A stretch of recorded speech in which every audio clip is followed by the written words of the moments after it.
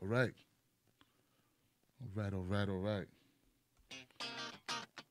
Tim Black. Tim Black. Tim Black. Yes, I am.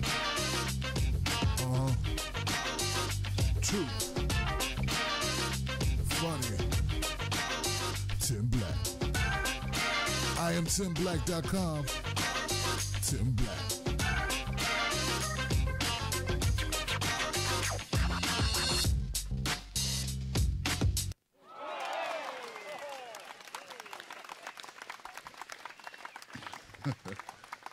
All right, people, how you doing? My name is Tim Black. Welcome to the Tim Black at Night Show.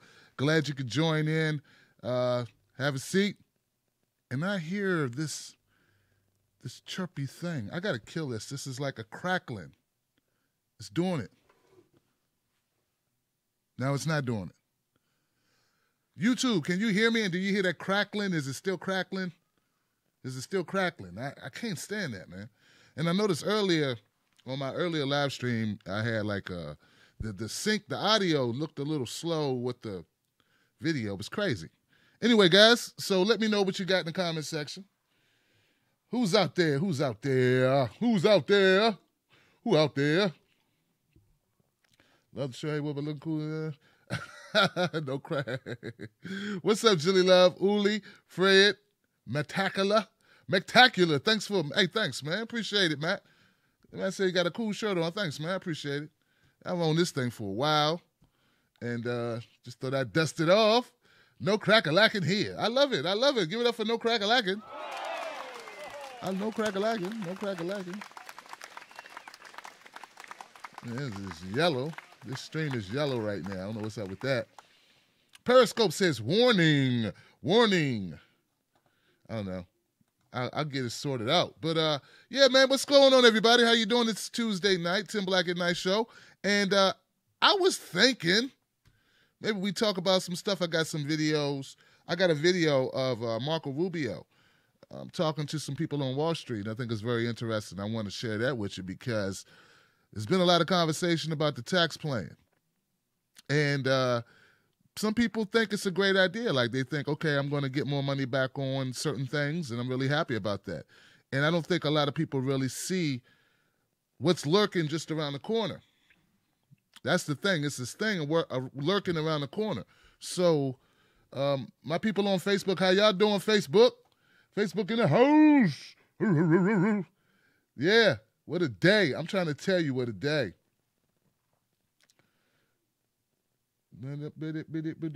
Tax scam. Roseanne Mortarana says it's a tax scam. Jacqueline Lunger, geez, what a day. Yes. So yeah, let's see if we can. Let me see if I can pull this video in. Now this is a conversation between. Well, Bernie Sanders is on the Hill. He's talking about this, and I guess it was his turn to have the floor, so to speak, and he does something. Let's see if we can get that in here. Boop. Let's pull this in. Let's pull it into the. It would be here. Now I'm hoping that I'm okay to stream this. I guess I'll find out.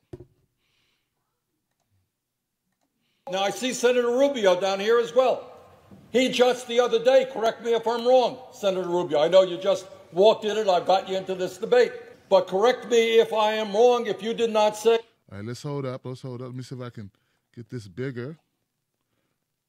Bigger here.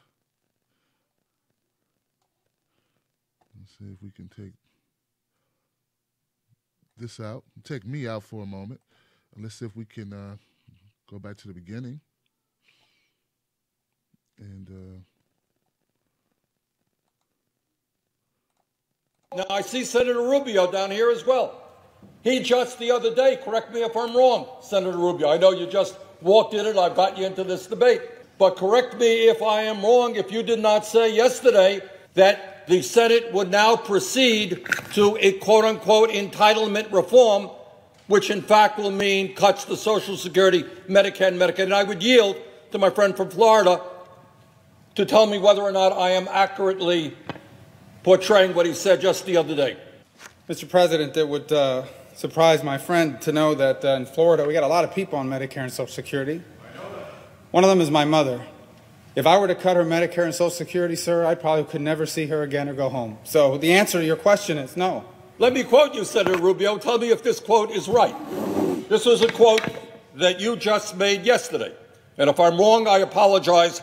But as I understand it, you spoke to a group of Wall Street lobbyists, and this is what you said, quote. The only way you're going to deal with the debt is you have to do two things. You can't do one, you got to do both. You have got to generate economic growth, because growth generates revenue. But you also have to bring spending under control, and not discretionary spending. That isn't the driver of our debt. The driver of our debt is the structure of Social Security and Medicare for future beneficiaries. End of quote. Now let me help define what my Republican colleagues mean when they talk about structural changes to Social Security and Medicare. It will mean that at a time when senior citizens are splitting their pills in half, Republicans will go forward with massive cuts to Medicare. Now, maybe their idea will be to raise the retirement age to 70, forcing older workers in terms of Social Security to work more before they can get their benefits. Maybe it will be privatizing Medicare and giving people a voucher. When my Republican friends talk about saving Social Security and Medicare, what they are talking about is cutting it. Okay. All right. So that's what was said. All right. So what do they mean by that? What do they mean by that? Now, I think that there are a lot of people out there who, for whatever reason, they think that this is this is Democrats versus Republicans, and like I'm going to come from a standpoint of neither one. Just coming as a U.S. citizen, somebody who lives in the country and happens to care about other people in the country. All right. So look, I don't begrudge, folks getting tax breaks. That's not. Who has a tax break is your money, right? Not getting more, like extra money, but it's your money. It's a break on your tax, okay? So I don't begrudge anybody getting a tax break, being able to keep more of their own money or to get more back on their money. It's your money. So no, I don't have a problem with that at all. And I know there are people, like I saw somebody, I think one of my people on Facebook, he said, I've got a calculator on my Facebook page which shows how much you'll be saving with this tax plan. So I don't know what's wrong, Tim Black. Why are you, saying these negative things about the tax plan? That's because I'm not talking about you and I. I'm not talking about you and I, man. Come on, I'm not talking about that. And I'm not talking about what happens this moment. I'm not talking about what happens in year one, all right? I'm talking about what happens through this presidency. There's this thing called pay-go, okay? This is what people need to know, okay? With the cuts that are proposed, some people say $1 trillion to $1.5 trillion worth of cuts, and this is going to add to the deficit, $1 trillion to $1.5 trillion on top of the deficit. When that happens, it automatically triggers pay-go. Okay, now listen, this is pay-go, right? What is pay-go? It's a budget rule requiring that new legislation affecting revenue and spending on entitlement programs, taken as a whole, does not increase projected budget deficits. Entitlement programs like food stamps, programs like Meals on Wheels, programs like, vouchers, programs like, any form of government assistance in any way. Entitlement as in a citizen. Entitled because you are part of the richest country in the world. And you pay into a system. That's an entitlement. Any of those things. Okay? What farmers get. All right? Companies get entitlements. They're called subsidies. I don't know. Fox doesn't talk about that. But anyway, back to this PAYGO. PAYGO, which stands for Pay As You Go, is a budget rule requiring that tax cuts as well as increases in entitlement and other mandatory spending must be covered by tax increases or cuts in mandatory spending. It does not apply to discretionary spending that is controlled through the appropriations process. Then they go into the history of PAYGO. The original PAYGO was part of the Budget Enforcement Act of 1990. In that year, President George H.W. Bush and congressional leaders painfully negotiated a large deficit reduction package combining spending cuts and tax increases. Having accomplished so much, Congress became concerned that future Congresses would reverse the agreement bit by bit. PAYGO helped prevent this, supplemented by caps on appropriations and other outlays for discretionary spending programs. So,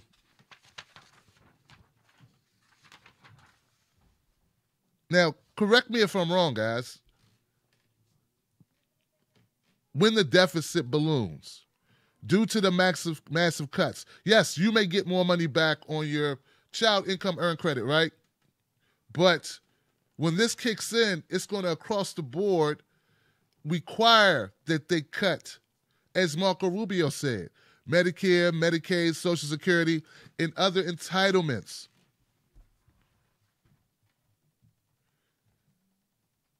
Okay, so here's the thing. If they say that we want to increase, they say the only way to get us out of the hole, and look, I know I got a lot of people who watch the show who believe in MMT. Modern monetary theory. I understand that the United States could end all of this by just printing more money. There's no cap on the amount of money we could print to pay for whatever we wanted to pay for. That it's all by choice. The scarcity is all by choice in order to lie to us and control the masses. I get that. Problem is, neither you nor I have a big enough megaphone in order to educate the world, in order to change the balance of power in this country, which has the current system in place. So with the current system that we have, where people count the pennies or count, the shells on the table and look at how many other shells they're going to spend to determine we're going to balance the budget, all right? So we got to deal with what we have right now and address it in a way that people understand it as it affects us currently. So, yeah. But anyway, back to this. So what Rubio was saying, we need these cuts. We need these cuts for working people. We need these cuts for poor people. But we also need to give wealthy people and corporations these cuts because that will speed up economic development, right? Okay. My thing is this, guys. If that's the case, if that's what you believe, I don't believe that if you let the wealthy and the corporations keep more money, I don't think that they're going to spend it and put it back in the economy. I think as a wealthy person, Bill Gates, anyone, Warren Buffett, any of these people, they're not going to go out and buy a lawnmower. They're not going to go out and I don't know, add to the economy. What they're going to do is take their money and invest it on Wall Street. They're going to take their money and do a Gary Vaynerchuk and put it in stock for Apple or stock for Snapchat or stock for another app developer. They're not going to take that money and recycle it through our communities. So I'm all for working people getting more of their money back because working people have to spend money because they're not going to be rich off of it. They're just going to increase their living. They're going to maybe, send their kids to college. Maybe I don't know if you can send your kids to college with a tax break, but it's not enough. It's just enough to put more momentum into the economy. That's the way I see it. I don't see that happening when you give cuts to the people at the top, because I think the reason why they're at the top is they have all this money and they invest it. And that money, I don't see how that hits the market. Just because a company has a good year doesn't mean they go out and hire another 100 people or another 1,000 people or another 10,000 people. In my understanding is what they do is they send that money on to their shareholders, who happen to be who? Is that working people in small towns in Pennsylvania? Is that working people in small towns in the hoods across in the inner cities? Is that some single mother and that's invested in John Deere, that's getting a tax break? I mean, it's going to get more revenue from her investment? I don't think so.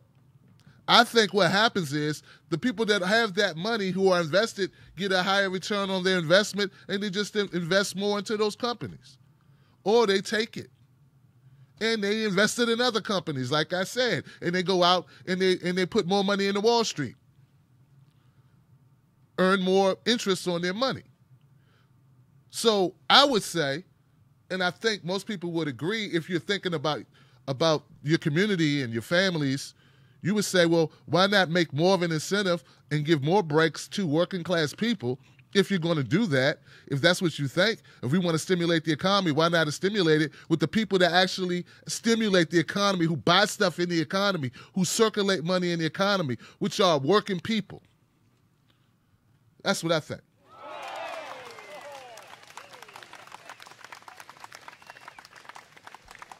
And I think this is a scam.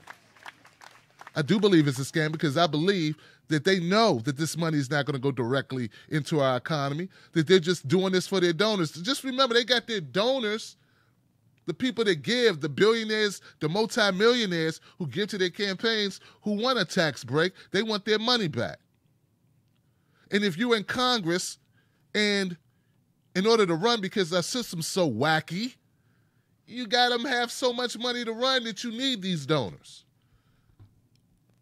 You need the donors in order to run to win a race, right? So they're talking on the behalf of their constituents, not us, not voters, constituents as in donors. That's their true constituency. It ain't you and I. So when somebody like Marco Rubio sits up there and he makes these statements and then tries to walk them back later, when he accidentally tells the truth, this is why we wanted to see or hear Hillary Clinton's transcripts in front of Wall Street, because we wanted to see what she was saying in reality, what the truth was. And I'm pretty sure her conversation, I just believe her speech to Wall Street back in 2015 was similar to Marco Rubio. You guys know what you're doing, and you know how to grow the economy, and you invest in globalism and investments in globalism, and screw the workers, and they don't know what's good for them, and you guys know what's up. So we need to just get the rest of the world in line with what you're doing. Look, I just don't see why working people, unless you just don't know. I don't think working people know or believe. Or do they see this differently? Do they see getting $1,000 back as more important than, I don't know, homeless shelters shutting down or vets on the street or, I don't know, after-school programs closing or people who can't get subsidies for their medications or grad students who can't write off their money, a portion of the money or whatever they invest to go back to school. Do they not see that, or they not hear that part? Is that something that's not resonating? Or are we all just looking at, okay, I'm going to keep an extra $1,000 or $1,500 this year, and not realize that next year what they're going to do is they're going to say, oh man, we got this huge deficit, we got to bring it under control, let's cut these programs. And those programs that they will be forced to cut because of pay-go are going to be programs that affect the most vulnerable people in our society who don't have huge bank accounts, reserves of cash that they can go to mitigate the cost. That's why they get these programs. That's why these programs exist. And I think in the richest country in the world, you should have programs because these people are part of this country that help make this country what it is. And you say that's dirty socialism? Well, people that live in your family, people in your household, benefit from the household, right? I never looked at it as like these people are not a part of it. So that's the way I see the tax plan. That is my vantage point from it.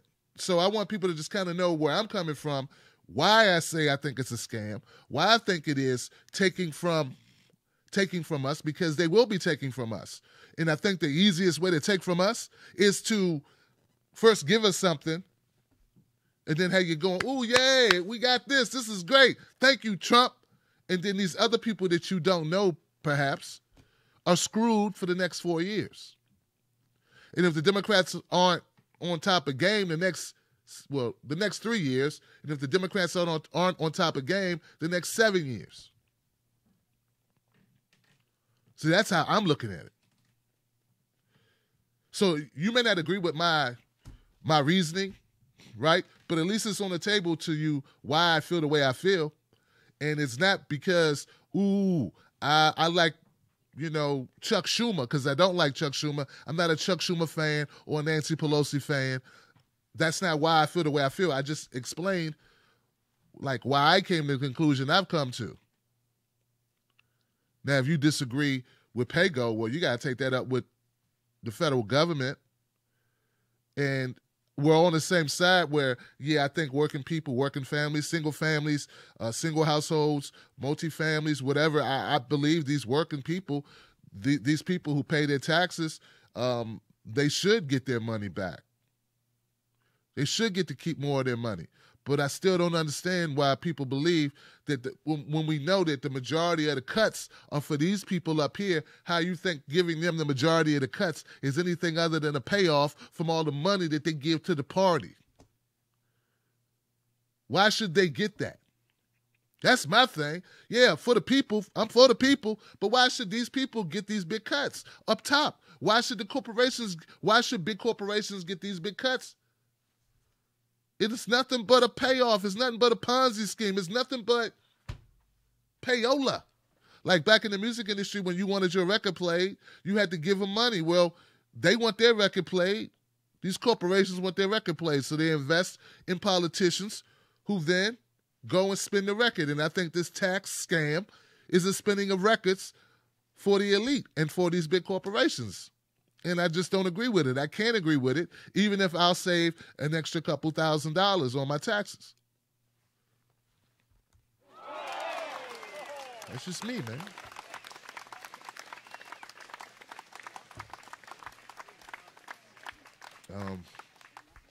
It's like the people that say, well, our economy's really bouncing back because we have low unemployment numbers, and then they never factor in the fact that there are some people who have been out of work so long, they're no longer counted in the numbers. And we had so many people been hoodwinked to go like drive for Lyft or one of these other driving services like Uber, who are no longer counted as unemployed, but they're really underemployed. And they're driving cars with no safety nets, no time off, no vacation, no coverage, no medical coverage, no nothing. Correct me if I'm wrong, right? Is that you're like an independent operator, right? So the gig economy has fooled a lot of people into thinking that that's a good thing. It lowered the unemployment numbers, but it really didn't make people better off. You're probably better off still working the 9 to 5. Unless your dream was to become a Lyft operator. And I think most people who took those jobs probably didn't have a choice. It wasn't like they left a 40-hour-a-week job with benefits, vacation, some form of stability to go do something that there is no stability, and you may do well for a week or two, but they can fire you at any time. You got no recourse. There's no union. No nothing. Nothing. But the same people who will make the argument that the economy is up because we have lower unemployment numbers are probably making the argument that this is a great tax break for middle-class working people and not looking around the corner to see that there are other people who are going to be screwed royally by it.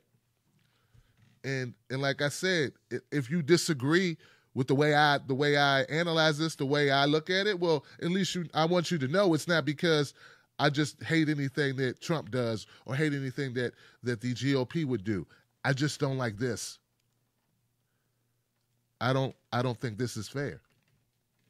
And I think it's only driven by politicians who want to run for office, who need to run for office, who need donations, because it benefits corporations mostly, just like the Affordable Care Act. Just like the Affordable Care Act. Yes, some people are helped, but I think it's common knowledge at this point that most insurance companies make out the most in the Affordable Care Act, right? Like I think that's kind of common knowledge that they won on that. I think it is. Well, I'm sure this is going to be. I'm sure that there'll probably be some people who are going to have a lot of comments for this, and look, man, educate me to the ways of this tax reform and why it's such a good deal, and how what Rubio said at Wall Street is different in reality, that he wasn't actually telling the truth. He didn't mean it that way. He meant they weren't going to cut Social Security and Medicare and Medicaid, even though exactly what he said was, we got to cut Social Security, Medicare, and Medicaid. That's exactly what he said. He said, give tax breaks and then cut these things. That's exactly what he said. This, you want to watch it again? Exactly what he said.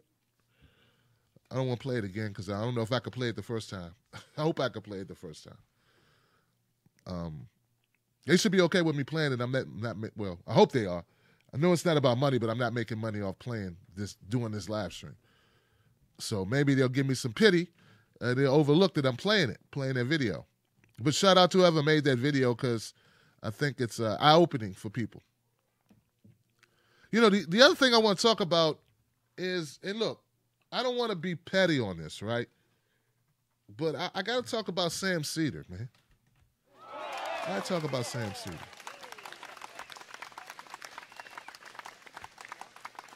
All right, so a lot of people out there, they understand that Sam Seder was fired from MSNBC.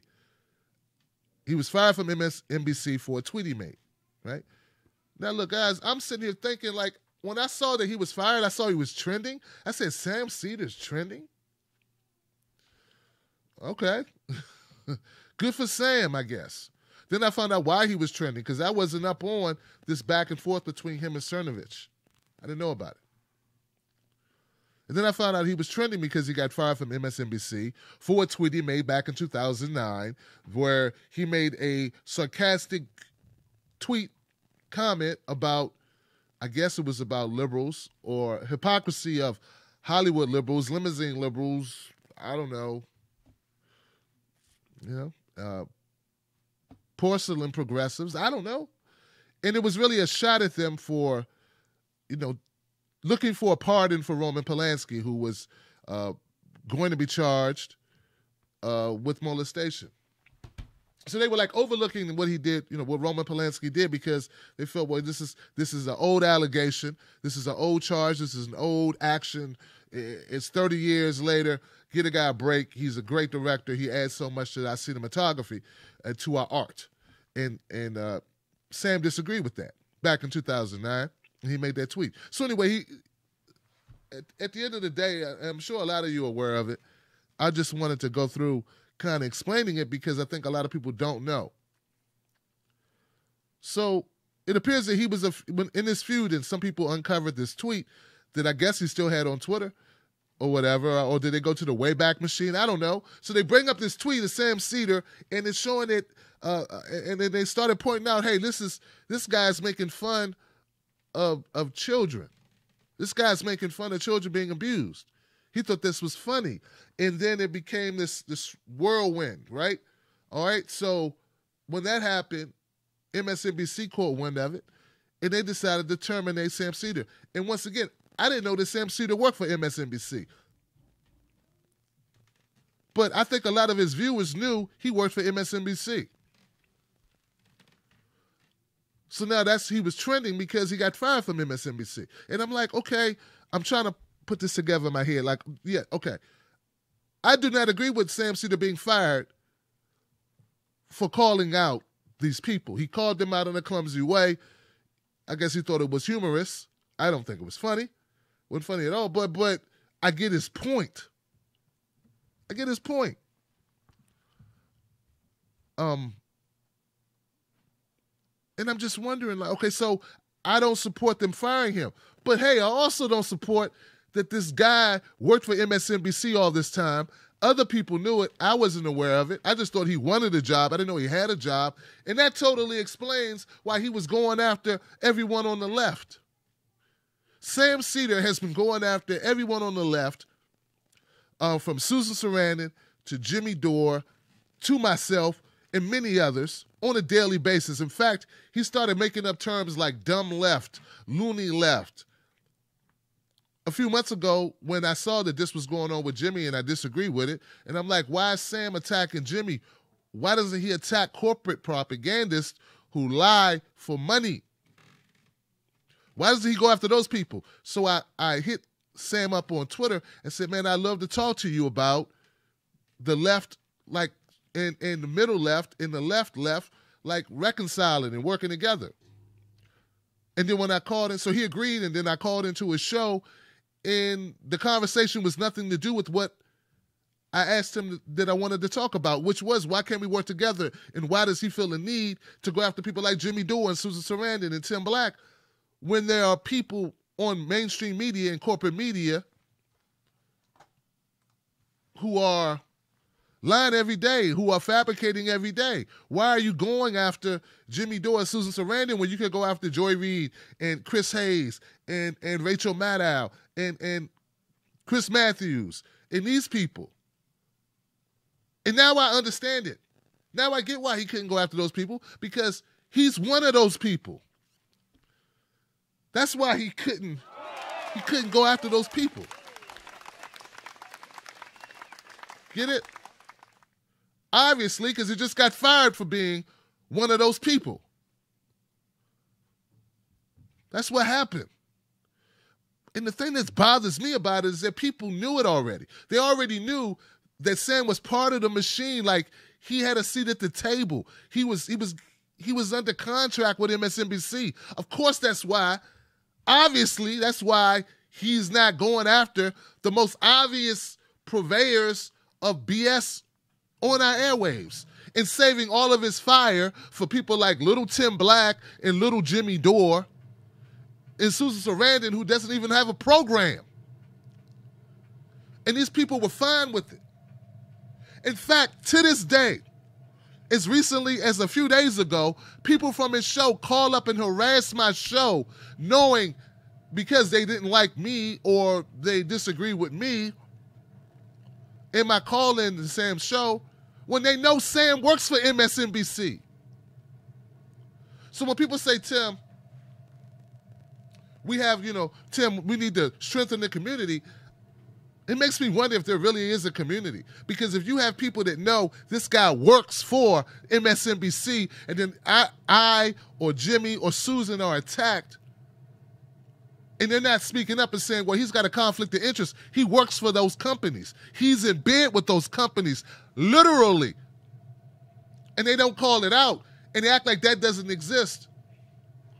So now that Sam Seder has been terminated, his contract terminated with MSNBC, which I don't agree with because he's one of theirs. People are talking as if Sam Seder is a great progressive.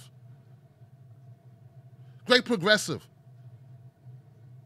A guy who kept defending Obama during our conversations, defending Obama, kept making the case for why Hillary's a better choice, how we should support Hillary, lambasting me, lambasting Susan Sarandon, lambasting Jimmy for saying we need to end the two-party system. We need to work toward building a third party, villainizing us for wanting to end this crap quagmire that we are stuck in. And these people knew it. You knew it. You knew this what he was doing. So now he's a pariah. He's a martyr. And he's not even dead. He's alive. He's somewhere right now drinking Starbucks, drinking Pete's coffee, watching reruns of Made in America or American Made or whatever that show he was in back in the 90s.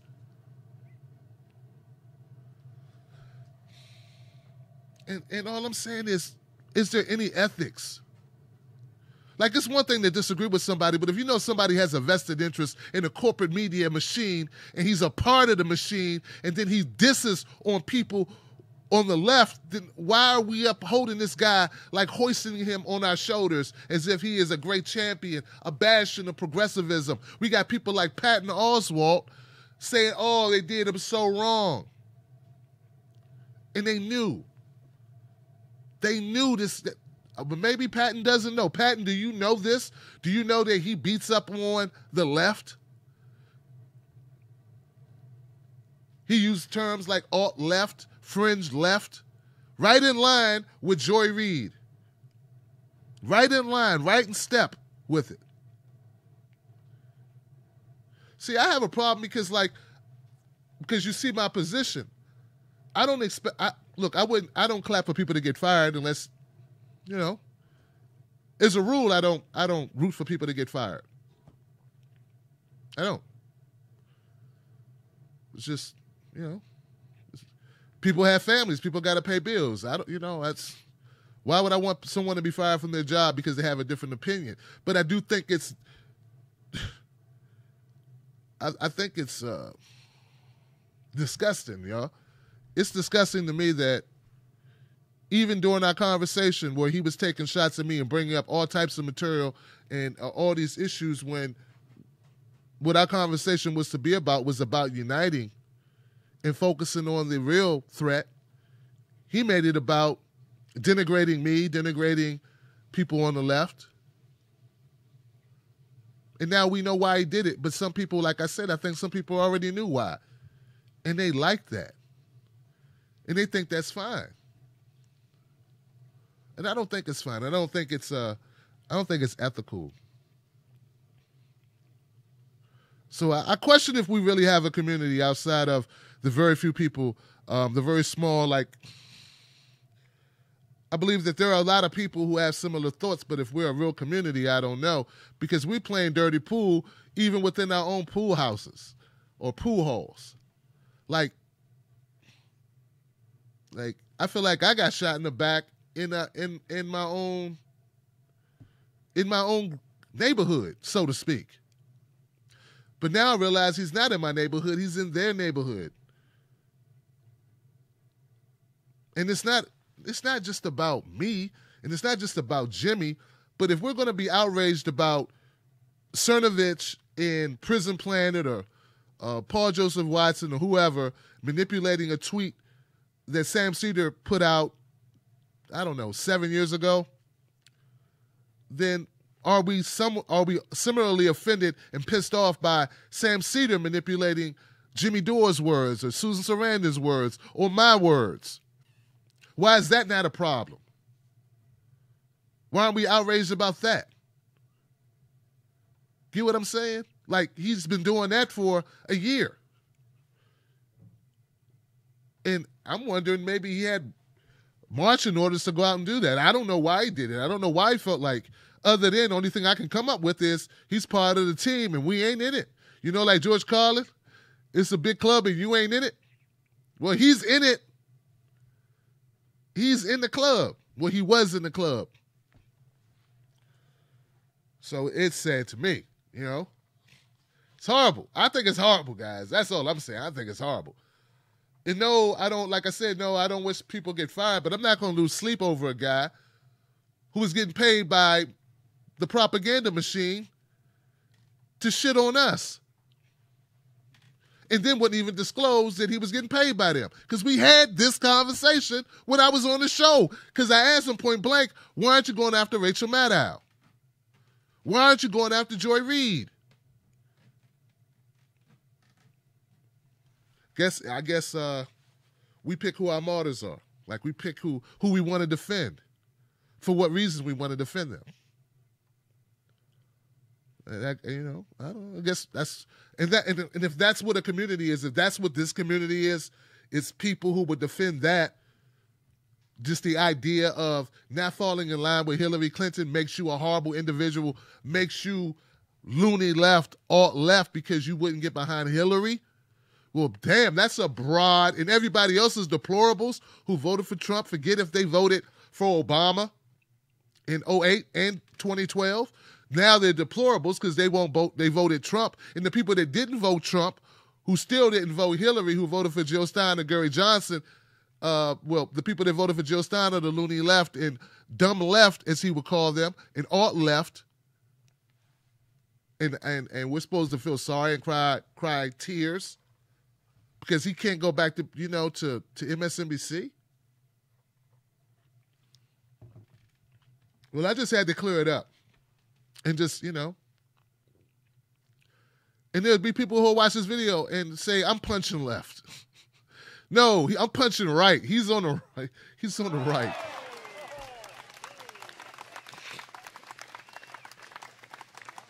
We've been down this path before about Hillary Clinton and the 2016 elections, and like anybody who couldn't hold their nose and vote for Hillary for whatever reason, maybe they just didn't agree with more war. Like with Trump, you didn't know you'd get more war. With Hillary, if you're aware, if you're woke, you knew it because she talked about it, right? She talked about it. So how can you blame a person for not voting for someone who was going to take us into more wars, and who instead of coming up with populist like what we're going to do, like to help the middle class, reverse the trade deals, like at least Trump, even if we turns out he was lying, at least he was lying. Hillary wasn't even lying. She's like, we're going to continue Obama's legacy. And if that legacy wasn't good for you, why would you want to continue it? That's all I'm saying. Look, man, I ain't falling for no banana in my tailpipe. I don't see why people would want to continue that. And how could you then frame those people who don't want to continue a pattern that hasn't that hasn't reaped benefits for you and your family or your town or your city or your state? Why would you want to continue that anyway? Like, that's kind of like obvious. And then to label those people. So anyway, that's what I got. Let me go to comments.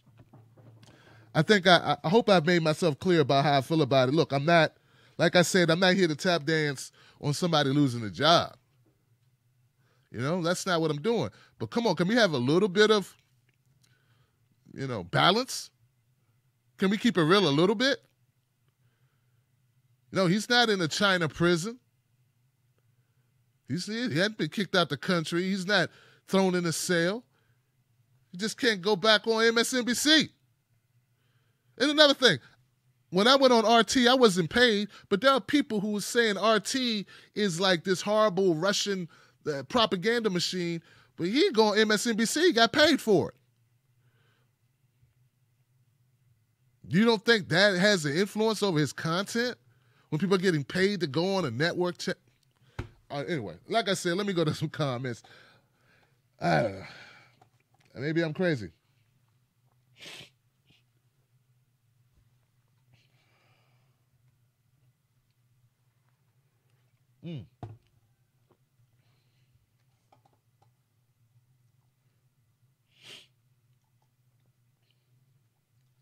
Okay.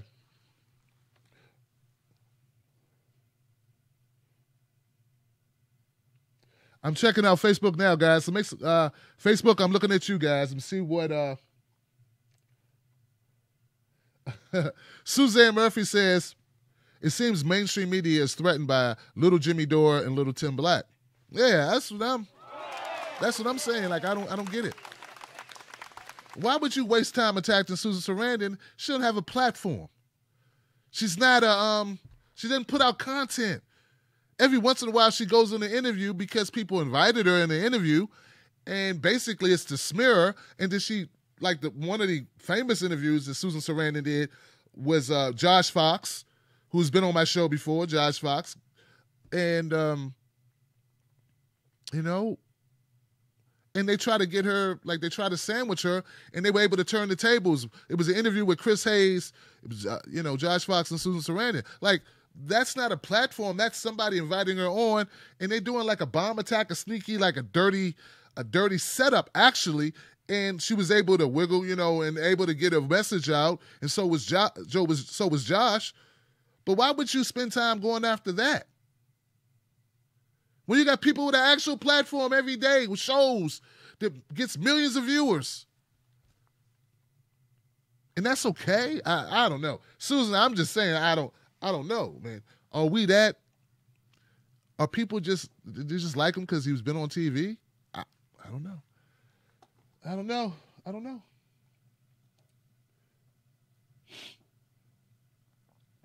Dana Smith says progressives are the most dangerous and that deplorables are not as dangerous.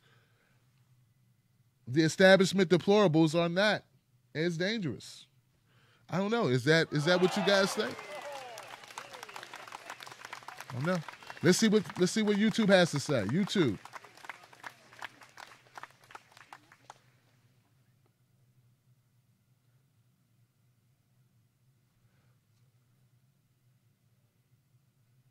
YouTube's going so fast, guys. If you look. Dreamweaver says, thanks for seeding the conversation tonight. Well, thank you, Dreamweaver, for being here. And so I can, and also thank you for the super chat so I can see your comment, brother. I need to slow down the chat. How do I slow down the chat in order to? I'm gonna enable slow mode. There you go. Now let me get out of it. Somehow, oh, done. Okay. It's still going. Okay.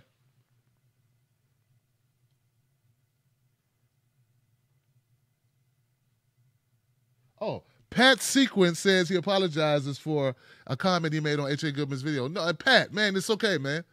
Pat, this is not a problem. Pat made a comment because he thought that I was, calling H.A. Goodman out for his content. Look, man, I'm not calling H.A. Goodman out for his content. H.A. Goodman's a friend of mine, a really close friend of mine, and it's like a brother, man.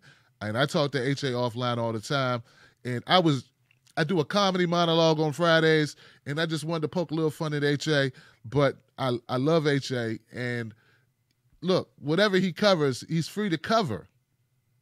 Just like I'm free to cover whatever I cover, and I would never diss him for that, He's not sitting around lying.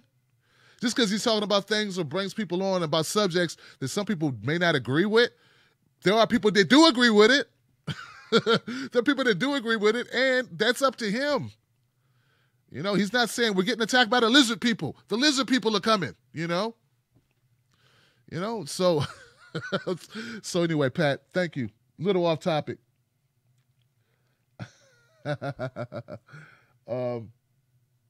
But back to Sam. Anybody got a comment on Sam? It's a problem when this disgusting administration is stealing land. He's horrible, Tim. Okay, and we did talk about that. We did talk. Well, look, I say I talked about it. Okay, I talked about Utah last night or yesterday on my day show, on the Coffee with Tim Black show. Guys, I'm still pounding out, trying to hammer out a time for my day show because, I now do 2 shows a day. Coffee with Tim Black and Tim Black at Night show.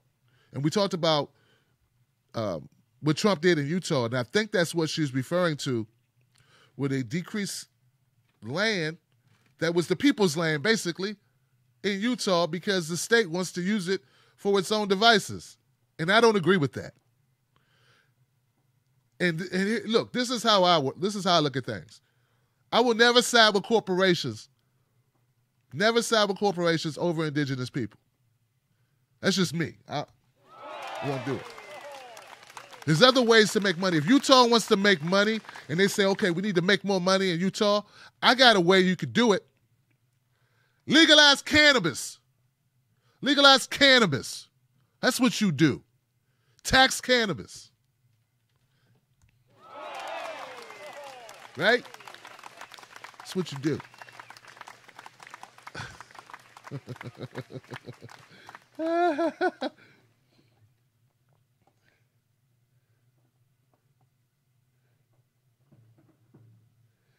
Mal C8 says, Tim, don't let Sam distract you. He loves the attention. That's actually how she wrote it, too. Don't let Sam distract you. He loves the attention. It just gives it more views. That's why he starts YouTube drama with Jimmy. A grown-ass man starting YouTube drama. It's like a high schooler. Yeah. Yeah,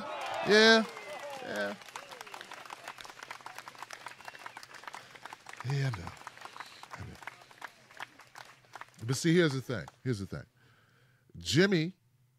Jimmy Dore had articles, hit pieces written about him in the Washington Post. I had my name thrown in the hit pieces. Sam never had hit pieces written about him. All right?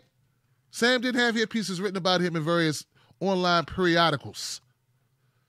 Jimmy has. I've had a couple. Susan Sarandon, plenty of them. No, I don't see parades. I mean, I don't know. I don't know. I mean, that's how I look. I'm just keeping it real. That's all. Just keeping it real. So, yeah. So on the tax reform thing, I guess we'll go back to that Facebook.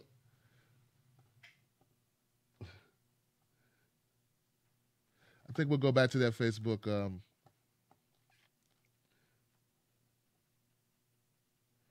Chris Newton says, how great would it be if you got Susan Sarandon to come on your show?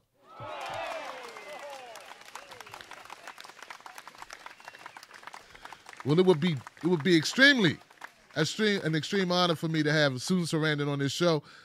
And hopefully, and believe me, I've tried, and that's not to put her out there. I have tried. I have talked to her. I have asked her to come on the show. The last time I asked her was at a bad time. She had a lot going on. And I'm just glad that she has retweeted my stuff. She just followed me on Twitter, and she's been a big help to this show. And she is supposedly going on Jimmy Dore's show, which I think is great. That's a win. That's a win, right? And you know what? Sometimes I think I'm kind of, something's wrong with how I have an outlook. Like, I look at it like, if she goes on, if Susan Sarandon goes on Jimmy's show, that's a win for us. That's the way I look at it. If Susan Sarandon went on Lee Camp's show, Redacted Tonight, I would look at that as a win for all of us.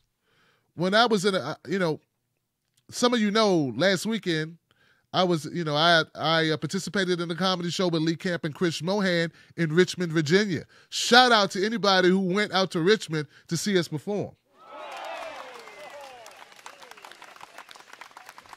I did decent. I did okay. Some people said I was funny.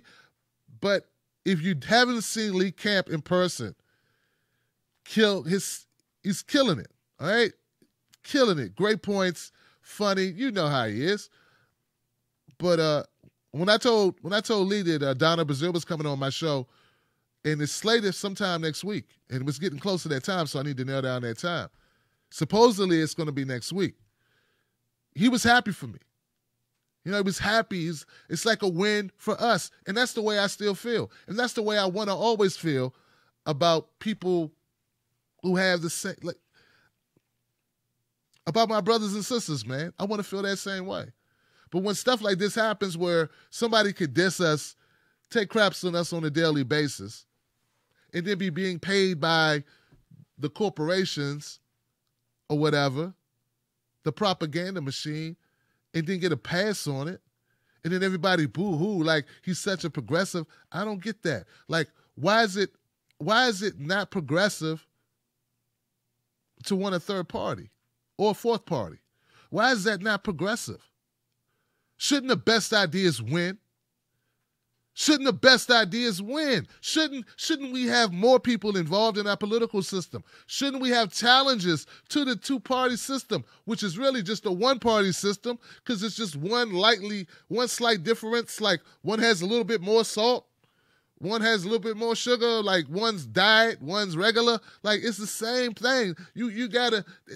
Our political system is a Coca-Cola company that puts out a Diet Coke, Diet Cola, and a regular cola. That's our system right now. I want some orange drink. Give me some orange drink, some lemonade, something. Like, what's wrong with that? Oh, you are fringe because you want something different. I mean, that's how I see this. That's how I look at this. I don't think that makes me. I may be fringe to you. Maybe I'm a radical to you because I want change, man. I want to change the system. You look like you look at the system. You go, okay, we can't change it. Let me just get in and get as much money as possible. And look, I understand that hustle. I get you. Fine, go at it. Have at it. Have at that. But there are going to be some of us who aren't going to do that. Some people are going to say, you know what? No. You know, maybe I don't get invited to the big parties. Maybe we never get a Webby.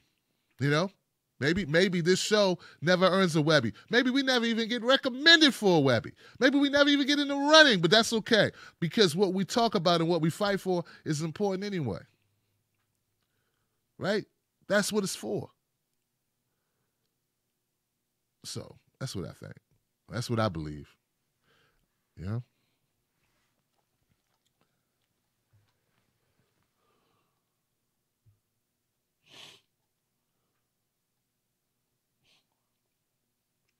The Intercept just put out an article, and it was shared by Allison Drucker, who says Republicans now turning their attention to deregulating Wall Street.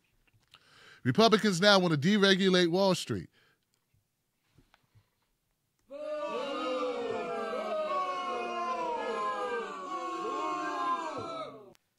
I haven't read that article yet. I haven't, man. Gosh. That's what we need. We need Wall Street to go more buck wild with our money and crash our economy again. That's exactly what we need. Right on point. Right on time. Horrible stuff, guys. Horrible stuff. I'm going to check out that article.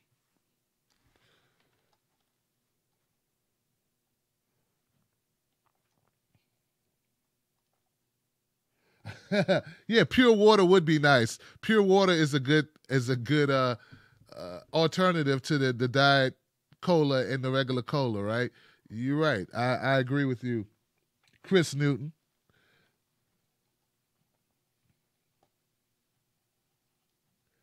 Hey, Levette Claiborne. Levette Claiborne in the house. She said, hey, Tim.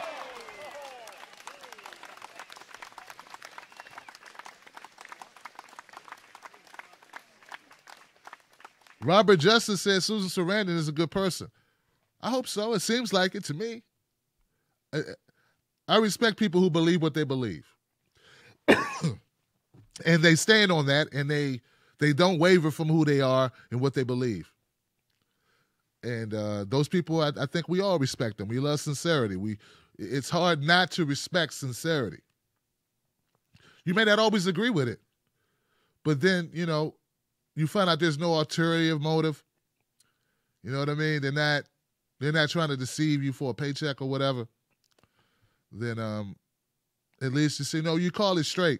I may not agree with your ideology, but, you know, I agree with you as an individual having that point of view. And if you can articulate that point of view, that's why I wanted to break down for people that my disdain for this tax scam is not rooted in bipartisan or partisan politics, okay? It's not rooted in that. It's not what it's about.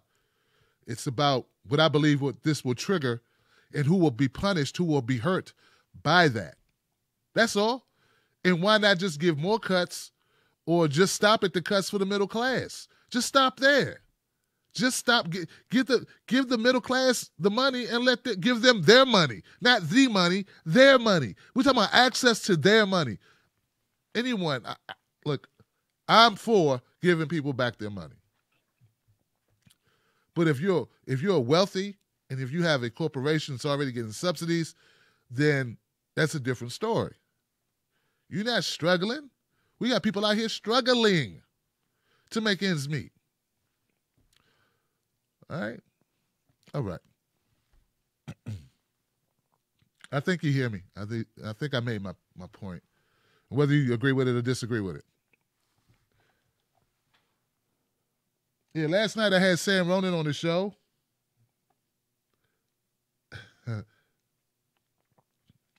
I had Sam Ronan on the show. He talked about running in Ohio, in his district, as a Republican.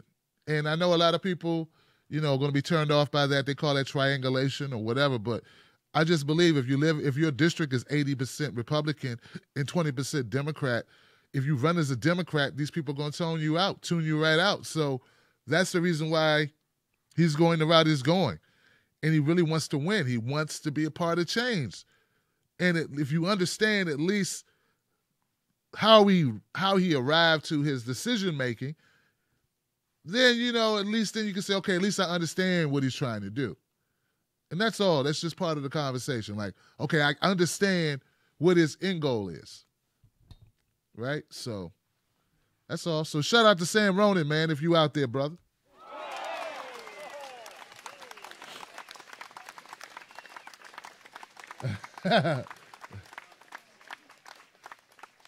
Someone said, have you ever heard of the broken carpet? Of course I heard of the broken carpet in Beth, and I heard of Bethlehem too.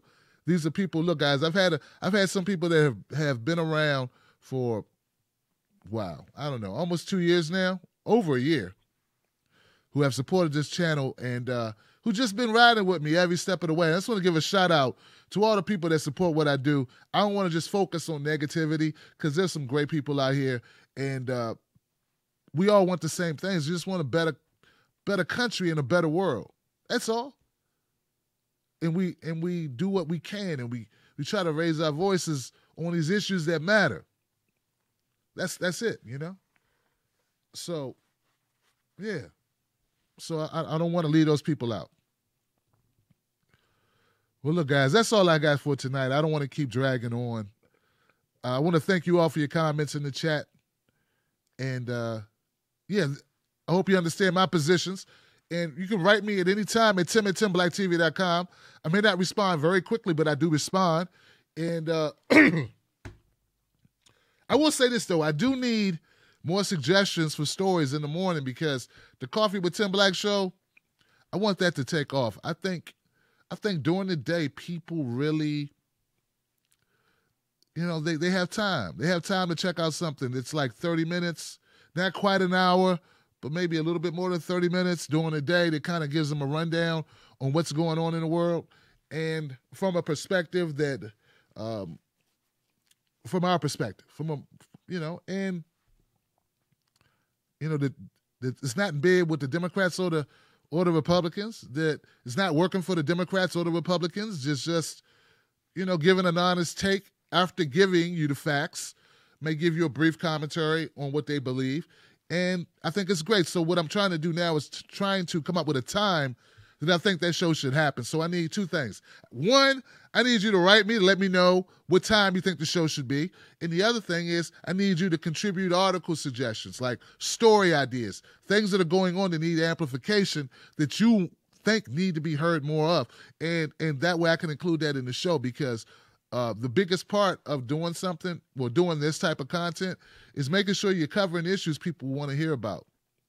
And I already know, like we all want the same things, but sometimes different stories, they really need amplification. So let's do that. So I'm at tim@timblacktv.com. Feel free to hit me up. You know where I'm at on Twitter, at Real Tim Black. And I'm there also there on Facebook as Real Tim Black. So hit me up and contact me anytime, guys. Hit me up. All right, that's it. I see you tomorrow at Coffee with Tim Black. Everybody stay safe. And like I always say, don't you let nobody take your cornbread. Maybe I ought to eat your cornbread. Nobody take no cornbread from me. Nobody take no cornbread from me. Don't let nobody take your cornbread. And also, Look, man, I ain't falling for no banana in my tailpipe. don't fall for no banana in the tailpipe. And there are a lot of bananas going in a lot of tailpipes right about now. And I know that sounded bad, but I just got to put it out there. Look, it's not just about us getting a tax break. It's also about the people that will be broke by this tax. And I think that matters, man. And that's just who I am, and that's what I believe, and that's what I will fight for, and that's what this platform's for. So I got to stand up for those people, and that's just what I got to do. And yeah, let's do that. Thank you to everybody who donates to this channel, that keeps the lights on, keeps us operating. You are the true winners. You are the true fighters in my corner, man. Tim Black's Wolfpack, stand up, and I am out of there.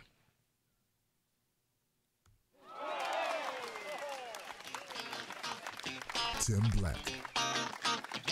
Tim Black. Tim Black. Yes, I am.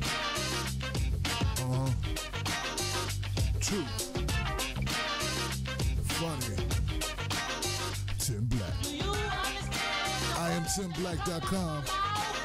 Tim Black.